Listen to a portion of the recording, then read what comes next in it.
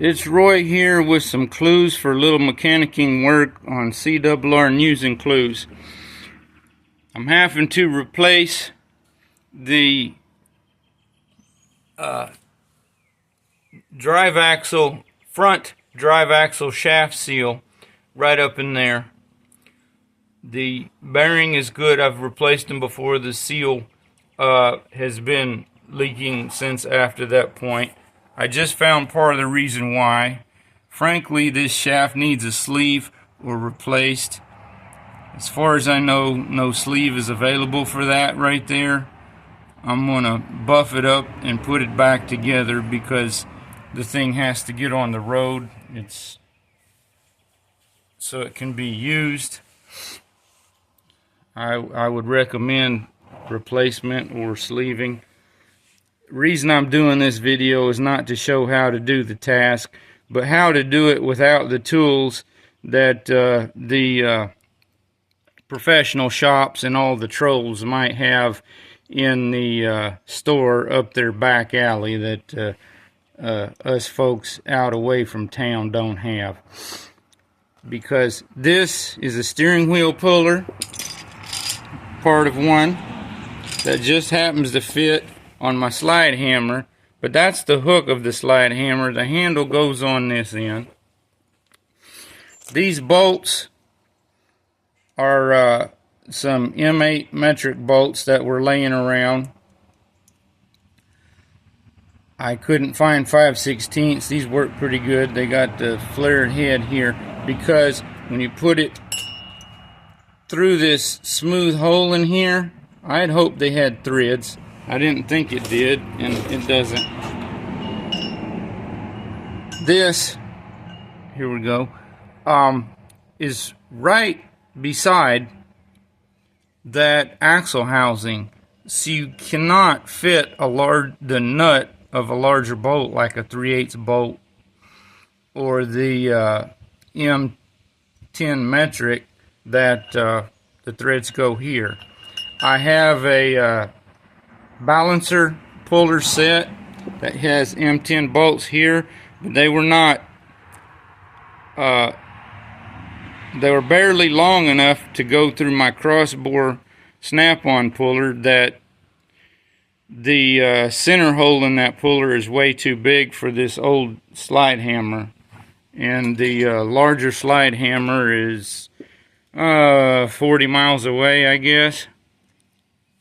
So I had to try to make do with what's here. And then here, I could have just used some flat washers to take up the slack. The main thing is to have a washer here so you don't mess up the head when you're banging against that with that slide hammer.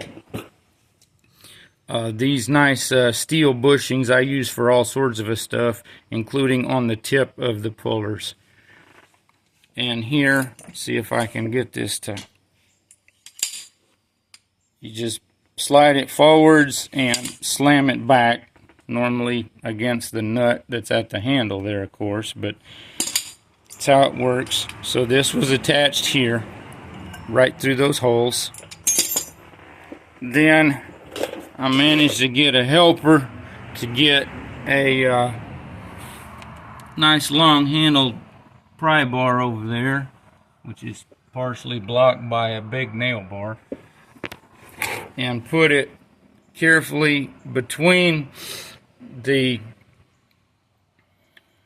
shaft here, this intermediate shaft, and the front axle housing on the Z71 Suburban. This is the 1500.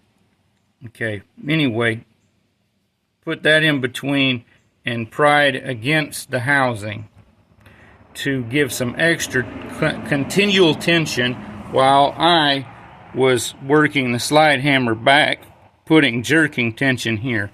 The reason for all this is because it doesn't have a pin or something to hold it in place like a non-floating axle on the rear of a half-ton vehicle. Right here, excuse me, is notch,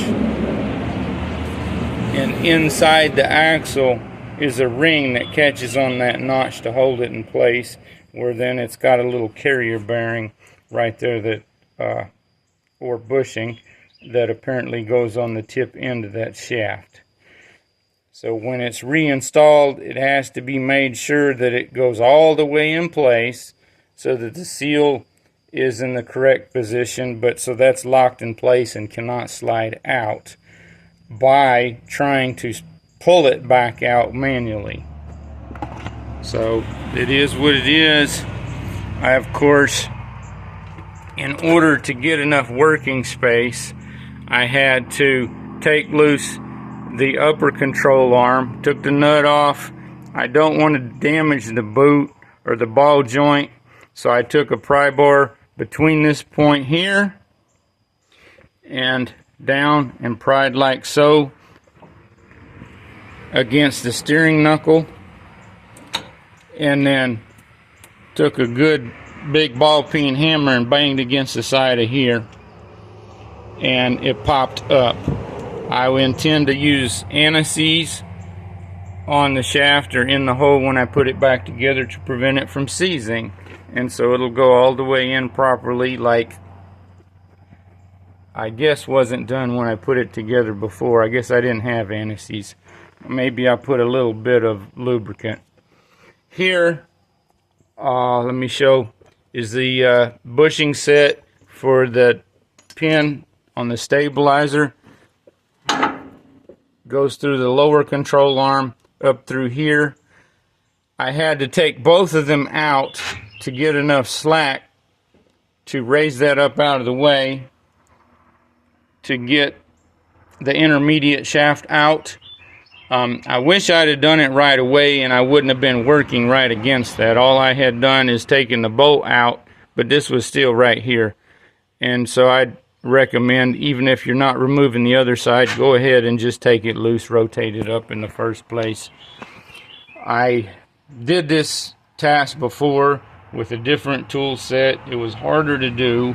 I was prying and prying. I think I was using this slide hammer, but the attachments I made for this end with square tubing with holes drilled in it, one to stick on here and one to be able to put a little screw through into a seal or something. Those are missing. And so I'm assuming that I was probably just trying to use the hook and then ended up getting the larger slide hammer, the good snap-on with multiple attachments that belongs to a family member that probably worked much better. It's bigger, so I may have had to go ahead and take the lower ball joint, lower ball joint loose and just get that completely out of the way. The CV joint, I could have, after getting this out of the way, drop that down. I probably won't bother because that's just more time to take it out and put it back in. I don't have it handy. The bearings were starting to go bad here in this hub. So the ABS light has been on, even though there was no slack that I could feel even by prying on the tire and rocking it back and forth with it jacked up off the ground. But I took the tire off, removed the caliper where I could freely spin it, and it was noisy. So I took it off, and only the hub was noisy, not the CV joints. So, yeah. Okay, thanks for your time. If this will help somebody, please share it. There is a auto maintenance playlist, I believe, on my Cowboy Roy Rogers News and Clues channel here. I know there's a big truck playlist, so those might help folks. And then most of the other playlists are from channels that are not as boring as mine. So thanks if you actually hung out long enough to get some information. And my steady followers and friends, I appreciate you and all your support and warm comments and donations to our channels to help us keep helping others and so forth. You take care, and nice new brake pads. Like I said, I didn't know what was wrong for the ABS. I put brand new brakes and it still was coming on. So now I got it figured out, and 2 new hub assemblies, even though I only have to have the right, because I'm not going to pull the left hand hub off to change that seal and then have one that's slightly noisy completely go out in short order. And the old hubs, I pulled the grease fittings out and greased, and that got quiet. So guess what? That can get bolted on a trailer frame or something if we got to do some kind of ingenuity for on the farm, and therefore those are going to get set aside instead of just scrapped. So you can keep stuff like that in mind, just like these little bolts. This came out of a crate or something where something was shipped, or some new part, just to hold it down, or on an engine or something. And they're metric bolts, which are commonly used but hard to find, so I keep them. Same thing with all that. Sometimes being somewhat of a junk collector is a good thing, as long as you don't overdo it. Thanks again. Bye.